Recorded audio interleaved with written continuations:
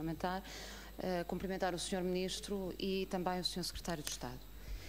Sr. Ministro, daquilo que foi dito até agora, eu dá-me a ideia que fica muito clarificado com quem é que nós andamos preocupados no país. Eu tenho imensa pena de não ter ouvido o Sr. Ministro fazer um paralelismo, ou seja, dizer exatamente o mesmo que disse da EDP e das preocupações imensas que levantou com a EDP, não ter dito o mesmo relativamente às famílias portuguesas. Eu estou a imaginar, assim, mais ou menos a sonhar, ouvir o Sr. Ministro dizer assim uma coisa do género: cuidado, porque nós já fizemos cortes brutais salariais às famílias e nós já lhes aumentámos o IVA e nós já lhes aumentámos brutalmente outros impostos. Mas eu dá-me a ideia que esse sonho não se vai concretizar.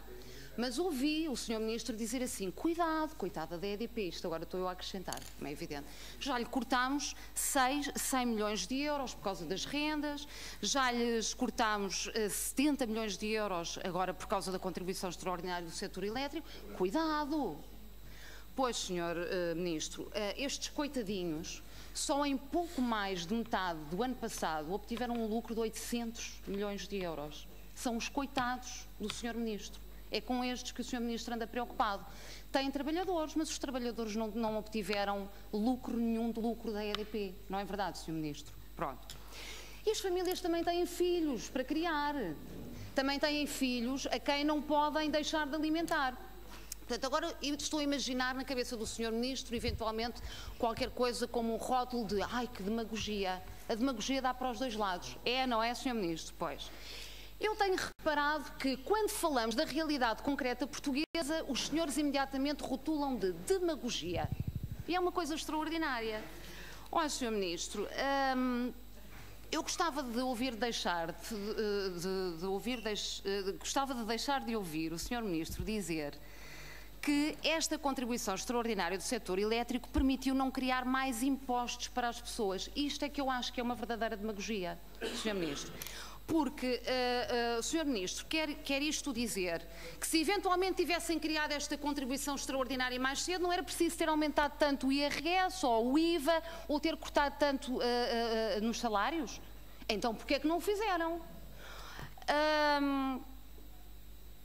Se aumentasse esta contribuição extraordinária para estas empresas, significa isto que tinham cortado menos nos salários? Sr. Ministro, isto é preciso tudo clarificar. Falamos de demagogia, não é verdade? Pronto, então vamos lá falar de demagogia. Vamos falar da realidade concreta das pessoas, daquilo que já aqui foi referido por dois senhores deputados, como as queixas que chegam frequentemente à Assembleia da República de pessoas que tiveram um aumento do preço da energia de cerca de 8%. É uma coisa estrondosa, Sr. Ministro, uma coisa estrondosa, e falamos de um aumento médio de 2,8%, diz o Sr. Ministro. Olha, a realidade concreta é esta. Há pessoas de luz apagada em casa.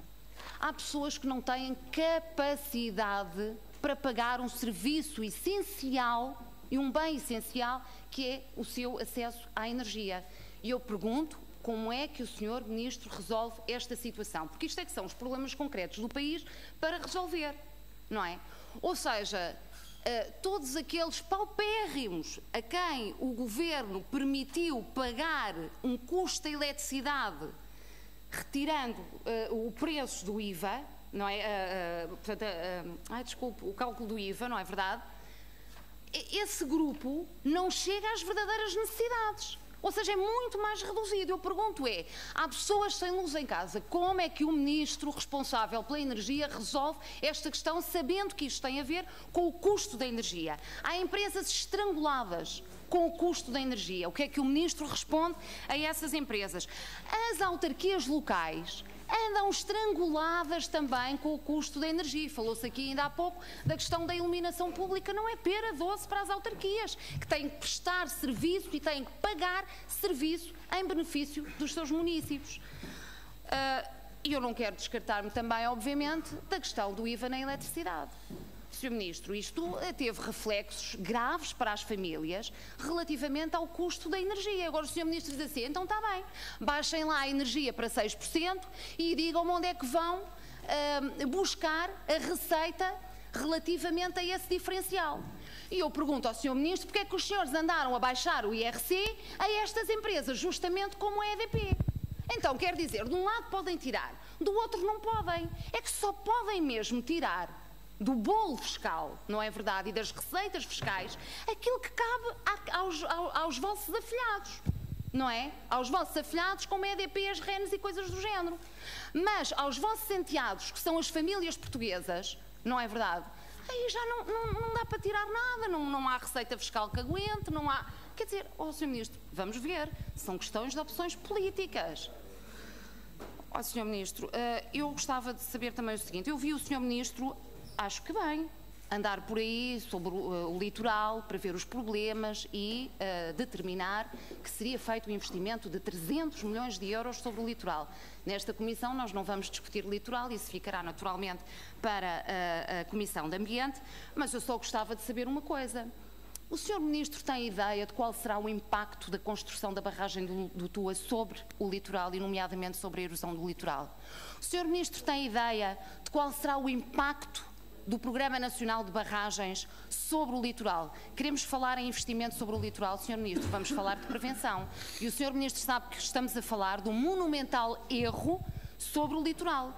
Eu gostava de, dado que é a primeira vez que estou a questionar o Sr. Ministro nesta comissão, e designadamente sobre questões de energia, eu gostava que muito perentoriamente o Sr. Ministro me dissesse: a barragem do Tua é um erro ou não é um erro? E gostava que o Sr. Ministro me dissesse quanto é que custaria indemnizar a EDP que não tem cumprido as suas obrigações decorrentes da Declaração de Impacto Ambiental, e isto é bom frisar, quanto é que o Governo, o que cria muito mais margem de manobra para negociar indemnizações, mas eu quero perguntar, de acordo com os cálculos que o Governo fez, quanto custa indemnizar a EDP se o Governo determinasse o abandono da construção da barragem do Tua. E por último, eu gostava de colocar ao Sr. Ministro uma outra questão relativamente ao gás de xisto.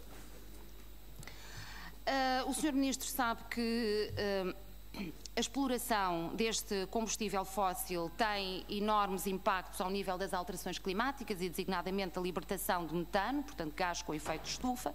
O Sr. Ministro sabe naturalmente o risco sísmico desta exploração, sabe que usa enormíssimos volumes de água, sabe que tem enormíssimos riscos de contaminação da água e na atmosfera e penso que o Sr. Ministro também tem conhecimento de algumas moratórias que já foram determinadas por essa Europa fora, em alguns países, relativamente à exploração de gás de xisto.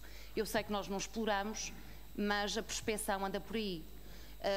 Eu gostava de saber em que estado estamos e se o Sr. Ministro veria com bons olhos, aplicando o princípio da precaução também em Portugal, veria com bons olhos a aprovação de uma moratória relativamente à exploração de gás de xisto em Portugal, ou talvez gostasse de perceber qual é o posicionamento do Ministro responsável pela energia relativamente a este combustível. Agradeço, Sr. Presidente, muito obrigada.